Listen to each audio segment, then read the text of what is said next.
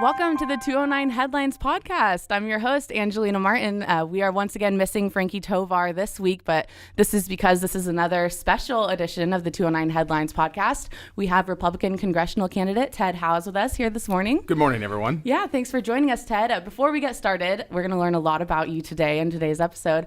I just want to remind people to subscribe to the 209 Headlines podcast on all of our platforms.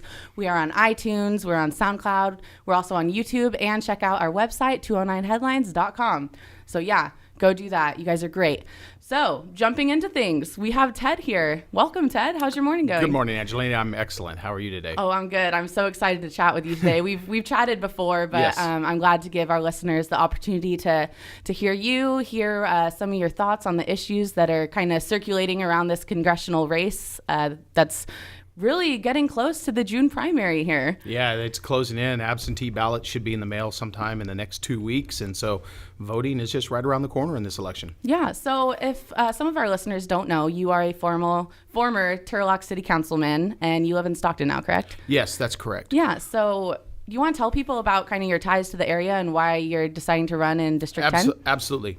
Well, I'm a graduate of the University of California at Davis, where I did both my undergraduate work and my veterinary school.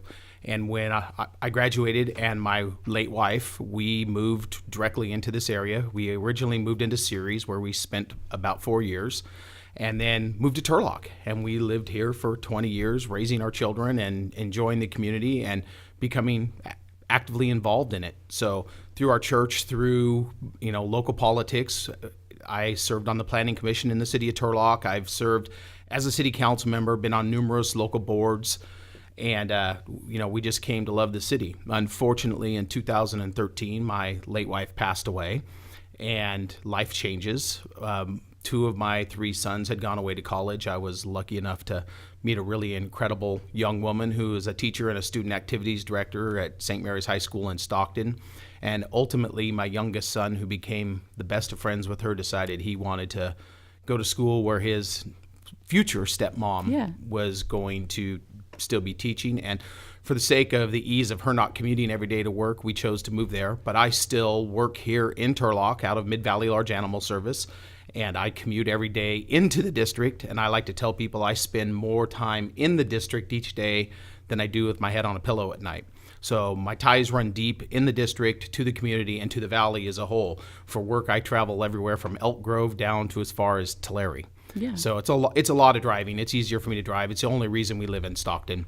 But my tie is still here to Turlock and the local community. Yeah, and not only will Turlock residents probably recognize you from, your days on the Planning Commission or the City Council, but I know some Denham residents might also recognize you. You want to talk a little bit about your past in Denham and then what you're doing today still? Certainly. We love the community of Denham. Even though we've always lived in Turlock, we were in that weird school, cut off where we were Turlock residents, but our kids went to school in Denham. We've been actively involved in the school district there up until moving, and we donated a lot of time. But I was also the head varsity football coach at Denham for a while before leaving to move to Stockton. And, it's just an amazing community, the heart and soul of what makes this valley great, because everybody's involved and they really do care.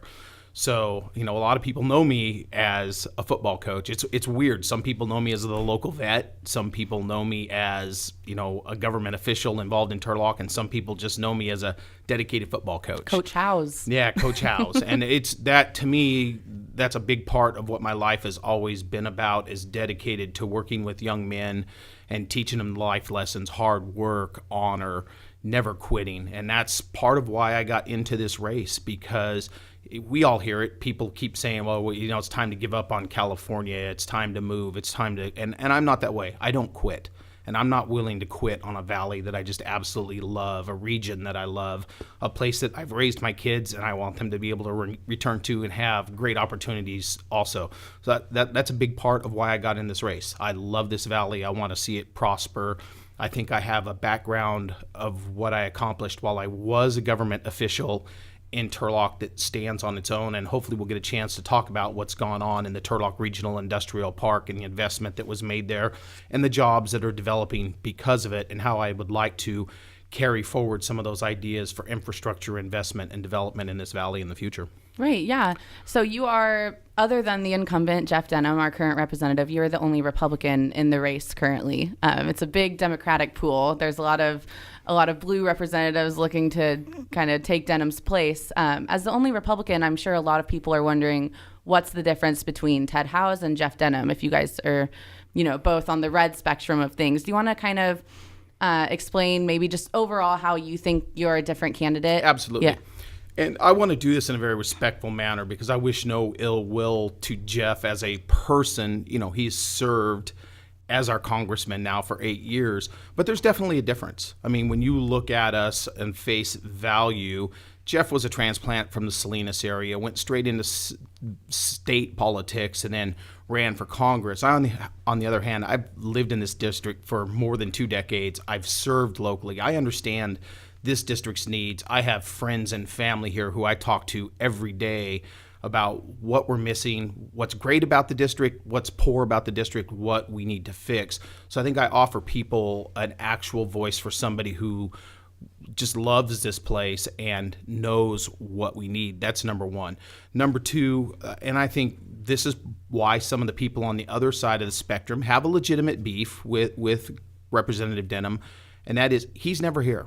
And he lives in Washington, D.C. He doesn't travel into the district unless it's for a fundraiser or, something that's benefiting him. Most of his money's raised outside of the district from PACs and lobbyists and K Street in Washington. And that won't be me. I'll still live in this district. I'll still travel back to this district on all, congressional breaks. And I'm not afraid to meet people who share differing ideas. We've been doing this as we've been walking precincts. I will meet with, talk to, and listen to anyone, whether we agree or disagree, unlike our current representative who ducks all contact in the district. And so, those are some of the minor points. Some of the major points, I've heard from Jeff as somebody who's supported him in the past, of all the promises he's made of what he's going to fix. Right, he's going to bring more water infrastructure. He's going to fix roads. He's going to fix the immigration issue. It's so far been 8 years of all talk. There's no action, and when you even try to have a discussion with him, he won't even return a phone call or a text. So I think it's time to give somebody else a chance. And I'm hoping the district would like to stay on the conservative side of the fence, especially for somebody like myself who's a fiscal conservative but very libertarian leaning on social issues, because I think that fits our district better. And so I'm hoping that that's the way the district decides to go. Yeah. Does it worry you that the district did go blue in the last presidential election at all? Are you wondering if, the tide's going to change on the congressional side too? Well, I think everybody worries, right? This is a very unique district because of the number of independents registered in it. I mean, the Democrats hold a 2% registration advantage, but this district tends to lean Republican because even the independents are fairly conservative. I think there's a lot of unknowns coming this fall. I think this is going to be one of the largest anti-incumbent elections in the history of the nation. Everybody's under pressure. People keep talking about red waves and blue waves. I think incumbents are going to pay a very heavy price for the dysfunction in Washington, D.C., whether they're a Republican or a Democrat. Yeah. I think people are really clamoring for something new, a new tone where people can actually work together and get things done. And that's what we're offering as I walk and talk to people. Hey, yeah, I definitely have my values and I have some ideas, but I also know this district and our people have to come first, because if we don't start to see some more federal investment in our infrastructure, into our district, into education, into our district, if we don't see those things, we're going to continue to suffer with some of the highest unemployment rates in the state, some of the highest, Medicaid needs in the state. I mean, these things have to change. And if they don't, then, people are going to continue to want to quit on the Valley. And that would break my heart. Yeah. Like you mentioned, people do want change. You said you've been out canvassing, going door to door, talking to people. What are some of the issues that people in District 10 are most concerned about heading into this June primary? Sure. Well, funny enough, everybody always says all politics are local, and they are. You introduce yourself and tell them that you're running for Congress, but usually some of the first things that come up are local roads. Yeah. Well, as a congressman, can you fix my roads, right? I'm tired of of tearing up tires and rims, and we have those talks. But once you get outside of that and you actually start to get into the discussion of the matters that Congress directly affects, then big issues are obviously the hot topics: immigration, health care. For California, it's always water. I mean, everybody wants to know what are you going to be able to do to make sure that we have enough water so that these droughts don't affect us the way they do. So, I mean, those are really the big topics everybody's talking about. Yeah, so let's talk about those topics. The first Absolutely. one you mentioned was immigration. Obviously, in California, that's a huge hot topic. We not only have, agricultural sectors that rely on immigration to provide, workers that are going to harvest their crops. But we also, in our district specifically, we have a very large population of dreamers, and in California specifically as well, which has declared itself a sanctuary state. So I talked about farm workers, dreamers, and the sanctuary state. If you want to take a stab at some of those issues. Absolutely. Well, first of all, let's start with I'm a Republican. And so as we begin to walk and we begin to meet people in the community, they just naturally assume you have a stance on immigration. And I do, but I think over time, as people begin to talk to me, they kind of get that, Ted has experience working within the Hispanic community. And it's not just a Hispanic community, it's multicultural with a lot of immigrants, but that's the one that's the hot topic here. I do believe we need to secure our borders. Right? Any sovereign nation needs to be able to control the flow of people coming in and out for national security reasons. It has nothing to do with, race, creed, color of people that are coming in. It's purely for national security. That's a must. And I think we can all agree on that. It's just that issue gets lost because people think you're trying to be exclusionary. Other nations do it. I recently made a mission trip to Brazil with my wife. We were standing in the airport as an American family was coming in. They had one passport issue on one of their 3 children. They were detained and sent back to the United States on the next flight, right? Countries control who come into their borders, and I think we need to do that. Now, with that said, the immigration system in this country is broken. When somebody wants to come here and legally apply to be a U.S. citizen, my belief is if they're willing to come here and work hard, be a productive member of society, and commit to joining the fabric of American society. As an American, we should welcome them into this country. We're a country of immigrants. I think that's the way we should be. It shouldn't take somebody 10, 12, 15 years to apply for citizenship and become a U.S. citizen. That's just simply too long. It's too unwieldy. And what that's doing is it's exposing the cracks that our system have because people want to come here. I've had a lot of discussions recently with people about the meaning of the 14th Amendment and, birthright citizenship on American soil. A lot of people want to defend that as an absolute right.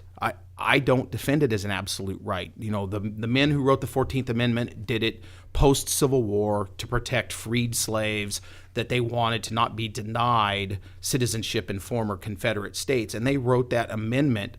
The authors themselves has said foreign people, didn't apply to it. So I don't think that applies. And even worse so, it creates a crack where we keep immigrants in the shadows in this country. So many people have not wanted to fix it because it gives us a ready source of almost indentured servants into our society. So let's just say, for example, you're a Hispanic couple. You sneak into the U.S., your wife has a child here, you now have a citizen child. You're not eligible for that child to sponsor those parents for citizenship until the child reaches 21 years of age. So we now know for the next 21 years that we have a set of parents that we can keep under the thumb of our society, living in fear of deportation, and keep working at a lot of times at sub-minimum wage in the silent economy. It's the shadows. To me, if I was in that community, I would want to see that system fixed. I really would like to see us eliminate birthright citizenship, give people a path to get legitimate work visas. And again, I don't care if you're Hispanic or, you're Hindu or I don't care what part of the world you come from. We allow you to come into this country. If you have a clean criminal background, we'll issue you a work visa as long as you're filing taxes and proving that you're being productive. Then we will give you a path to citizenship that should take no more than 5 years. Yeah, I think that's what a lot of people don't realize when dealing with this issue is how long and what an arduous process and just how difficult it is to actually become a citizen. You have to have someone that sponsors you, and that costs money, and everything else you mentioned, just how long it takes. It shouldn't take that long. Yeah, and so what happens is we go back to this evolving conversation. I meet somebody, we start to have this conversation. You say you'd like to eliminate birthright citizenship. They, you're racist. No, hear me out. This is why, because this is what it's doing to people, and they don't realize that, your citizen child can't apply for the apparent citizen, and they go, 21 years, now I see how you're keeping those people in servitude. It fits both parties, let's face it. Republicans generally support cheap labor to business. It provides a source of cheap labor. Republicans don't want to fix it. It's why they keep talking about it. Democrats don't want to fix it because it's a political hot issue that they can continue to rally around every election. So as I'm meeting people, I tell them, I'm just a guy who wants to fix the problem. All right. Now, as far as fixing that problem relates to dreamers and other members of society, I'm a football coach. I don't change the rules in the middle of the game. I'm that kind of person that has to understand the rules, live within them, and work with them. If it was my preference, I've just told you immigration needs to be fixed. Until immigration is fixed, I would freeze everybody's status as status quo. Right? I'm not going to take a group of people, specifically our DACA registrants, who did the right thing when they went down and filled the paperwork out and under the good faith of a program they were promised. I don't think we deport them. I don't think we terrorize them with ICE. I think we should set their status as temporarily frozen. And if it takes the government the next 20 years to figure out immigration, well, then bad on us. Those people are guaranteed a place until we get it fixed. Then once we get immigration reformed as a package of border security and who's going to come in and everything else, then we turn to those DACA registrants and we say, now you have, whether it's 36 months or 72 months, whatever, to secure your citizenship before we now move forward with any action, right? So to me, you don't change the rules in the past. You don't punish people for our inability to get our business straight and get the reform straight. So, and again, I think when a lot of people hear that from me, they go, he's not the typical Republican. And I can use some colorful terms that some of them use, mostly profanity. And I think we catch people's attention at that point because I'm a business guy that wants solutions. The people who know me know that that's what I really do. I build and cultivate businesses. I've been very successful, and I'm always looking for the solution that moves us forward rather than trying to put the blame on the failures of the past. Yeah, I was just about to say how it's funny, you're a Republican. I would consider myself a little more left-leaning than right-leaning, and we can sit here and we can both hear your explanation and say, well, that just sounds like common sense. Yeah. Why can't Congress figure that out? Money. Congress cannot use common sense because everything is paid for behind the scenes with big dollar political action committee money, lobbyist money, and it's all because it suits issues that generate those donors more income. Now, I don't know if you know this. I'm taking no PAC money, no lobbyist money, no corporate money. I've been very fortunate in life. I came from a very poor family. I worked hard. I was the first member of my family to graduate from college. I'm a veterinarian by trade, but a businessman by nature. I've built numerous successful companies, some of which I've sold. I built one of the first locally successful .com companies, which I sold.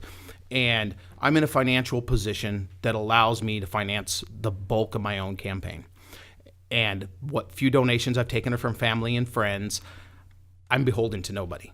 So as we talk about these common sense ideas, that's just what they are. These are my common sense ideas built on talking with the people that are actually affected by government, not by, the big transportation company that has an interest in building a new rail line or the airline that wants, this. Or, I mean, if you follow me, I'm truly in this to represent the district, my children's future, and the futures of so many kids I've coached who really, if we don't start to reset our priorities as a government, they are going to have to do less with fewer and fewer resources in the future. And to me, I'm hoping to have grandkids here in the next 10 years. Right. And I don't want that for them. Yeah.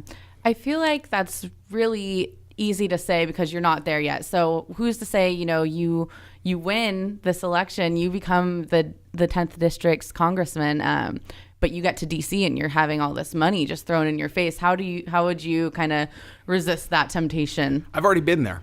I've already been there as a Turlock City Council member.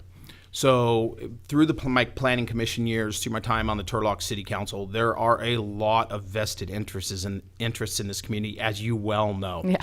Right? I have had a lot of offers, as well as Councilmember Spicer did too, to help make things go very smoothly for economic interests in the city of Turlock. There is no amount of money on this planet that can buy me. First of all, I don't need it. Right, I've got plenty to survive the rest of my life very comfortably with my family. It's not what's important to me. So if that's what going to Washington, D.C. becomes about, then I'm not going to be a congressman for 10 years. It's not what I'm into this for. And if it became a situation where I didn't feel like I could make a difference for the people of my district without all of that money, and there is the problem. With all that money, there's no difference being made. Right? Then it would be time for me to do something else. But the great thing is I would tell people about it. Yeah. Right. If that's the effect that we're seeing, that, hey, it's impossible for your elected officials to make a difference without all this big money, then our Constitution's done. I mean, just thinking about it and knowing what we know, do you think it is impossible? No, I don't think so. I mean, there are people that I see in Washington that I admire who try desperately to tell the truth about things. I think America is on the verge of a political awakening. It cycles through and it happens about every 40 years, right? People start to catch on. You see it right now, especially in the elderly community. People in this community, as the baby boomers are starting to retire, are for the first time becoming aware that they elected thieves and scoundrels for 50 years who lied to them, didn't take care of their best interests, and now are leaving them in a position where they're going to have to make choices. And I talk about this with my own parents. Your choice in the very future as a baby boomer, as we exhaust the funds, and we don't even have them saved, we're printing IOUs, and we'll talk about that in a minute. Do you want to encumber 25 to 30% of your grandchildren's future earnings, just as they're wanting to raise families and buy homes, to continue the benefits that you've been promised, but there's no money for, when you're the people that elected the politicians that stole your money? Your grandchildren didn't. So you're going to punish them You're speaking to my heart. You're going to punish them for the decisions made by politicians of their era. You had no choice in the debt load that you're being forced into. So when I talk to them, it's a mixed bag. Right? A lot of our future retirees and the elderly say, well, I want what was promised to me. Okay, I can understand that, especially for people who made payroll taxes, every 2 weeks as their checks came. You put that money in, and it's your money. And I think we need to honor that for people that's their money. But there are a lot of promises that were made to the elderly for which there's no funding source and no revenue was ever collected. So as a society, we're going to have to figure out how we work around that. And I have some ideas for that too. But if we don't start these solutions now, the fix is going to be even more painful for everybody involved. Now, we talk about Social Security. Everybody talks about the Social Security Trust Fund. Is there any money in the Social Security Trust Fund? No. No, there never has been since the beginning of time. It's all a fable. Al Gore's famous lockbox and his debate with George W. Bush, that money's never been there.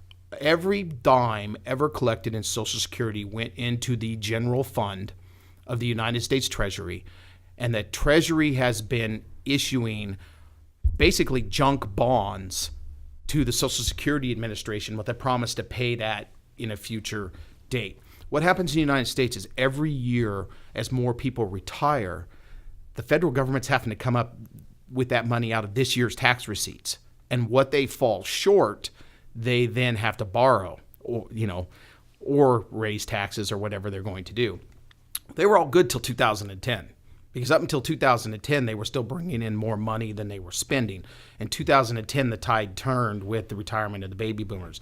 Now, every year, we're having to borrow money from China or other countries to make up that difference. And what we're starting to do now is see the national debt just absolutely balloon. And nobody wants to talk about this. You wonder why we're on the verge of a government shutdown every 4 or 5 months anymore? Is it that long in between each one? Yeah. The reason you're having to have a continuing resolution on the budget every several months is because we're having to fund a program we don't have money for.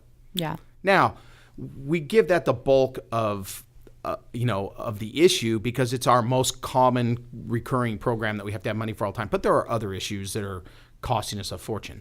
So Social Security, we're going to have to address. It's actually the easiest program to address because of the three majors. Because in Social Security, we have some options. Some are very popular. Well, none of them are popular. Yeah. Nobody wants to get involved in it, so I take that back. But some are easier than others. We can either raise the amount of tax withheld out of people's checks, again, affecting future workers, or we can raise the cap on the Social Security limit, which is now currently capped at, I don't remember what the number is, 107,000 or 109,000, whatever that limit is, it changes. Excuse me. We can increase the retirement age. There's this whole list of things. I think probably the three easiest fixes is not increasing the amount of tax, but raising the cap. I mean, and quite frankly, as somebody who's always been a high income earner, I never realized when they stopped taking Social Security tax out. I just was used to it. So they might as well take it out to my last dollar that I make. At that point, it's not affecting you. That would be number one. I think number two would be raising the retirement age. We have rising life expectancies. When Social Security was first conceived, we didn't have the 15 or 17-year longer life expectancies that we have now. I think the solution to that is to not just raise it overnight from 65 to 70. I think probably the easier solution is raise it incrementally. We'll raise the retirement age by 3 months every year or 2 months every year. Yeah, that way the people that are expecting it don't get shorted. Exactly. And we do that over time until we reach the retirement age of 70. And I think lastly is means testing. Yes, it's our money and we paid it in, but Bill Gates and Warren Buffett aren't going to miss a Social Security check. So I think, we keep saying we want to ask the wealthy to do more. That's the ultimate case because we're really trying to protect our poor seniors in society. It's a social safety net. So I think there is a case to say, that we set the boundaries that our top 1% of retirees or top 3% or whatever we need that cutoff to be aren't going to receive their Social Security benefits. Yeah. I know at the age of 51, I'm probably never going to receive a dime from Social Security. And that's just the way it is. Right?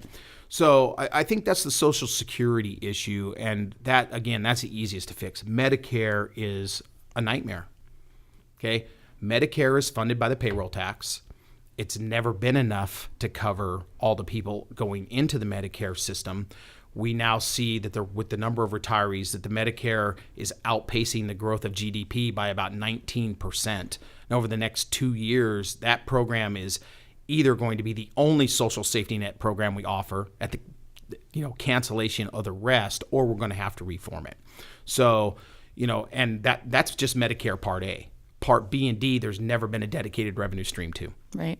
Us as the taxpayers, we ask the retirees to cover 25% of Part B and D costs.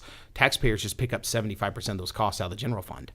We can't continue to do that. So again, just like Social Security, we're going to have to look at some tough fixes there that look at things like income indexing, at raising the qualification ages, all things that we are going to have to engage every group and say, where is our happy medium for caring for our elderly seniors? What are we trying to achieve in the program as far as a safety net for those in the most likelihood to be in poverty versus, the rest of society?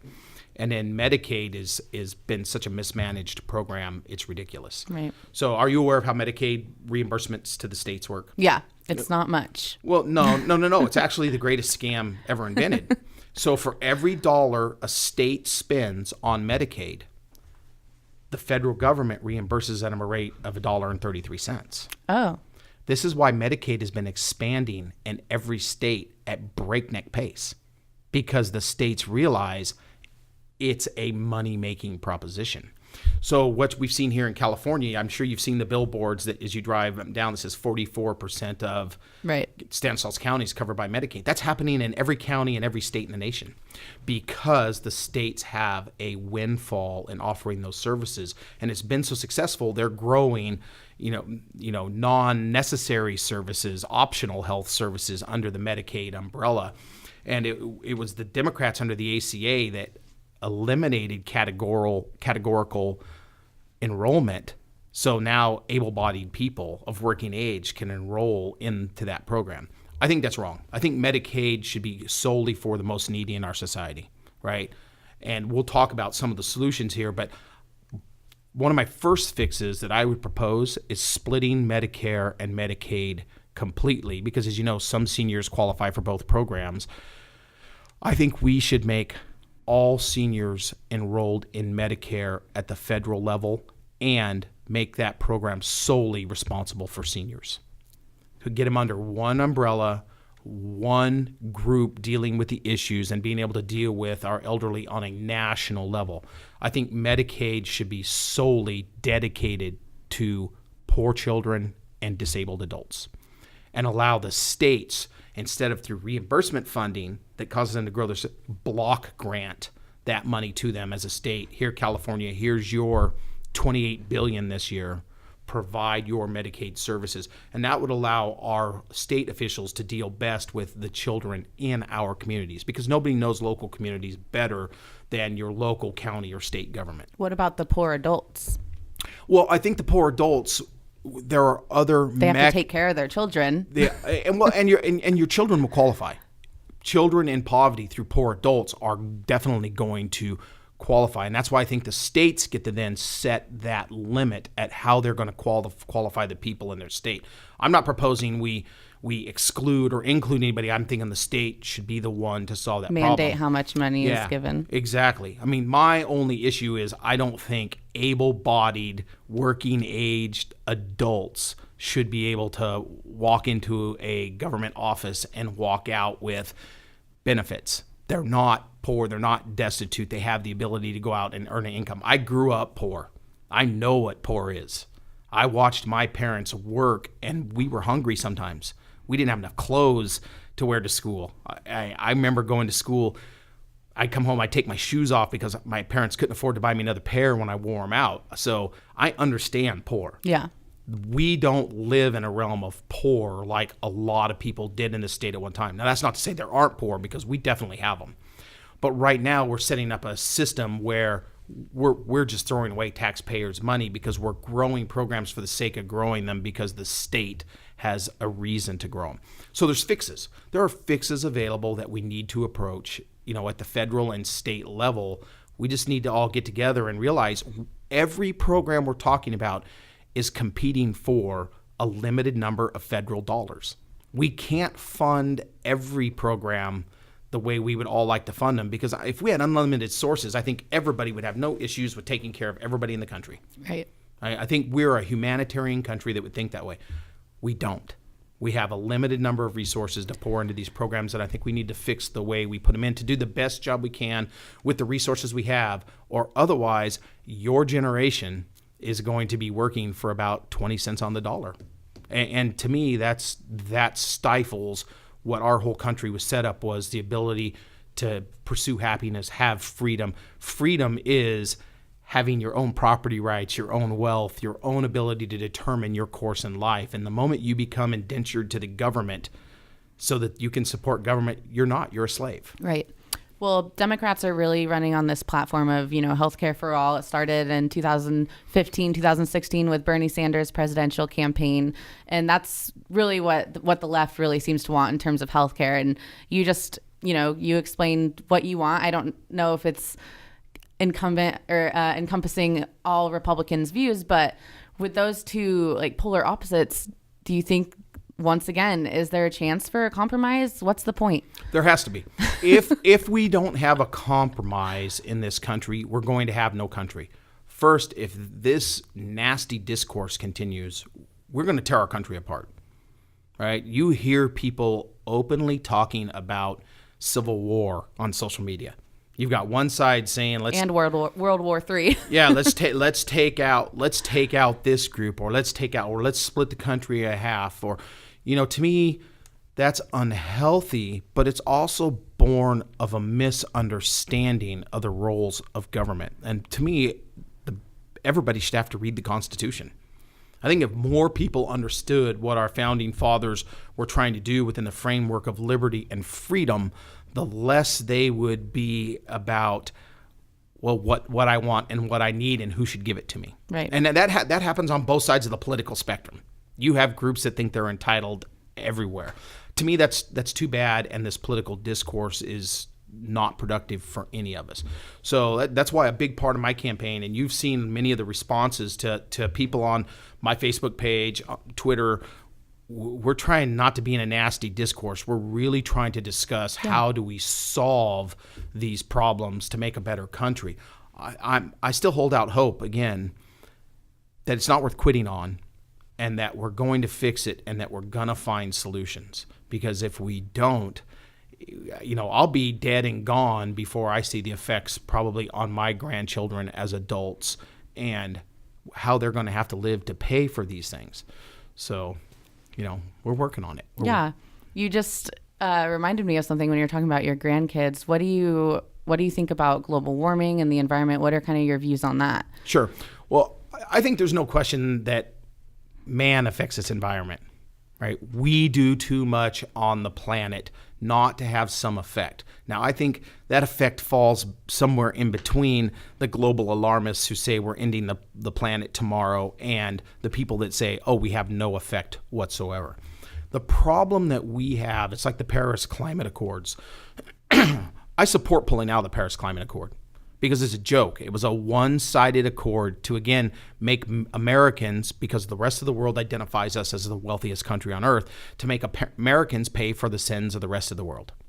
As long as China is unwilling to scale back its pollution, which right now is probably accounting for half of the entire world's pollution. You can't walk there without a face mask on. Yeah, exactly. Right. How is it that Americans are expected to pay the trillions of dollars while they're continually allowed to pollute for the next 30 years?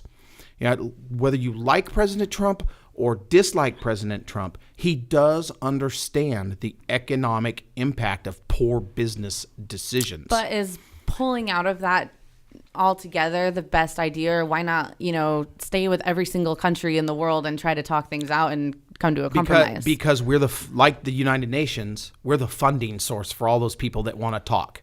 They want to talk while they want us to pay. That has to change.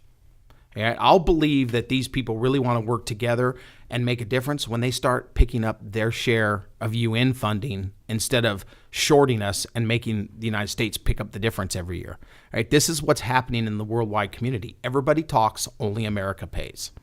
Well, I disagree with that because, again, we have so many priorities here at home, that need our attention and need our money that, it drives you nuts when you hear we're studying we're paying $20 million to study the effect of some moth in the Amazonian rainforest. Yes, do we need to protect but that $20 million would go a lot further fixing some infrastructure here in the United States. We also just paid $100 million to launch one airstrike on Syria. Yeah.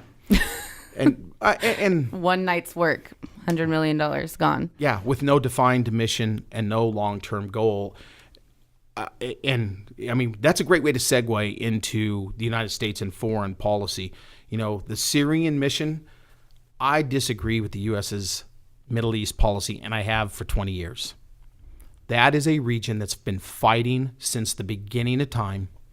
Every occupying army that's ever walked in there ultimately gets thrown out and bankrupts himself in the process. We've managed to stay there for quite some time. The Soviet Union, not Russia, the Soviet Union bankrupted themselves in Afghanistan. They bankrupted themselves there and trying to keep up with the United States militarily. Here we are as the U.S. and now Russia, because they're no longer the Soviet Union, interfering in the same region all over again. It's ridiculous. It's a huge expense of money. We send troops over there, and while I think we need to fund the military and have top flight weapons to defend ourselves, the logistics of keeping ourselves in a foreign country and the toll it takes on our soldiers and the health care that they need following combat deployment, which they deserve, is bankrupting the United States of America. And again, we talk about the draw of Social Security on the annual budget, the military draw on the annual budget, and then the commitments that we have after that to our soldiers. It's hurting our country. That we don't hold those commitments to our soldiers. And your generation, again, is going to pay for that. Yeah. Right? Because we're spending tomorrow's dollars already because we're borrowing money to do that. I have no problem being involved in a war if we are on the right side of history and doing what it takes to defend our nation. But when we travel the world with no clear mission, let's talk about Syria. Syria is not going to exist probably in 5 years. Syria is going to be divided between Russia, Iran, and Turkey. You have three forces working in that country, some of them overtly, some of them behind the scenes, especially Iran working to encircle Israel, right? That country and al-Assad isn't going to be there in 5 years. So what are we trying to achieve as the United States? Are we thinking we're slowing that process? Do we think we're going to push them out? Because you're not going to push out Russia or Iran without putting troops on the ground and physically going to war and pushing them out. So for myself, again, as a common sense fiscal person, I want to know how you justify this. What is our end goal? That's what the president, and I don't care what party they are, Republican or Democrat, that's what they owe the American people, to be able to sit down in a TV address and say, ladies and gentlemen, the reason we're doing this is X. Here's the mission. Here's how we hope to achieve it. And this is why we're justifying spending our national resources, because that money spent the other night on a cruise missile attack very well could have gone into raising the level of one of our local dams and investing the money in upgraded electronics so we can perform flood control at a more precise level and keep some of that water in the valley to feed people. Or stop kids from Flint from being poisoned by their own drinking water. That could be a start. It only costs $15 million to do that. I just laugh about these things. But I kind of want to switch gears because we've been talking for quite some time now. But I want to ask you a question that might be on a lot of people's minds as well. We've talked about your time in the Turlock City Council, time on a planning commission. I'm sure some are wondering why the such a big jump, from city leadership at such a small scale to now jumping to the federal level. Sure. That's pretty easy answer. And maybe how your former profession prepared you. Sure. Well, first of all, Congress are your representatives. They're supposed to represent you locally at the federal level. And to me, that is a more natural jump from local politics to Congress than a statewide level race to Congress. Statewide level would make more sense that you ran for senator, right? Whereas city council members, supervisors, those local representatives, I think, are better suited to represent their district in Congress. So that's the reason why. That's the reason why I think that that's a natural fit. I think my time in politics in Turlock has been a wonderful training for Congress. Because Turlock, we've talked about this before. Yeah. Personally, Turlock is a natural training ground for having to deal with national politics. We have a very conservative base around the town and a lot of our farmers and business people. We're a university town that we have, plenty of very liberal professors and young students that are still kind of trying to find where they're ultimately going to be. And so during my time on the city council, we had a lot of division and argument and understandable. It was a time of great economic upheaval during probably the second greatest economic collapse in the history of our country. So we go back to all politics are local. Everybody was fighting over funding. Yeah. Because cities were literally going bankrupt at the time, and there were a lot of competing interests. To be able to navigate that minefield of that economic disaster, some people were happy, some people weren't. That's politics. But during my time on council, when we left this city with a greater economic surplus than when I came into office. We expanded our police force during that time through the strategic master plan. We also expanded our fire service during that time, right? And we did that without raising any local taxes. We found ways to uniquely use our funding and tap different sources available to us to make this community a safer community and fiscally stronger while other communities were going bankrupt. Now, during that time, I was also, and if you followed any of that, I was like 5. No, I'm just kidding. Thanks. Now you make me feel really old. No, I wasn't 5. Let's see. It was like 10 years ago. I was 14. That was my job, basically. Mayor Lazar and I, who didn't always see eye to eye, but I respect John. We were on opposite side of political spectrums, but I will say when my wife passed away, he was one of the first people to be very supportive. And I have a lot of respect for him and where he comes from, even though we're on the opposite side of politics. He always gave me the trust and respect to work with our budget and come out with the best deals. And, I respect him for trusting my economic expertise in those era, and I think our city came out much better because of it. And that's working together, even though we're on opposite ends of the political spectrum, for the betterment of our community. I have experience doing that. During my time as that kind of budget expert for the city, it was myself who came and said, the governor of the state of California is going to steal every city's redevelopment funds. We knew it was going to happen even when people were telling us it wasn't. Turlock went through the process where we identified, I believe it was 19 to 23 projects that we thought we could get done. We went through the process and we did it. We were one of only 2 cities in the state of California that the state didn't get 1 penny of our redevelopment money. And when you look around this city right now, you can see the fingerprints of what we accomplished, specifically myself, Councilmember Spicer, and then kind of split down the middle for 2 years, Councilmember Vanderweide and then Councilmember Bublak, because we got those projects approved and pushed through. And just some examples of what they are. The Carnegie Arts Center was funded with that money, and they got more money than they originally wanted, although not as much as they then later asked for when they found out we had money, but they got a wonderful rebuild of the Arts Center. We got the new Public Safety Center built where we actually now have jail facilities that can hold people. That was crucial because our police officers, after every arrest, were having to drive people all the way to the Modesto jail. Yeah, now they tiring. don't have to, and it depleted your community's police force. I had done ride-alongs where I was at nights where almost every officer on in Turlock at one time were at the Modesto City Jail, right? We solved that problem. But the big feather in the cap, and this will, if I never serve an elected office another day, I will still hold a tremendous amount of pride for our community for this, is what is now tagged as the Turlock Regional Industrial Park. For years, Turlock held this WISP idea, West Side Industrial Specific Plan. It was a pie-in-the-sky dream to develop industry out on the west side, but there was no money for it. You can't convince a major manufacturer to come in and pay for all the infrastructure, bond it, and then tell them we'll pay you back over 25 years as the next. Nobody wants to be that first guy, right? So I identified through 2 allocations from redevelopment money the monies to lay all that infrastructure into the west side. It was supported by my fellow Republican council members. The project were done, and anybody can see the growth on the west side now.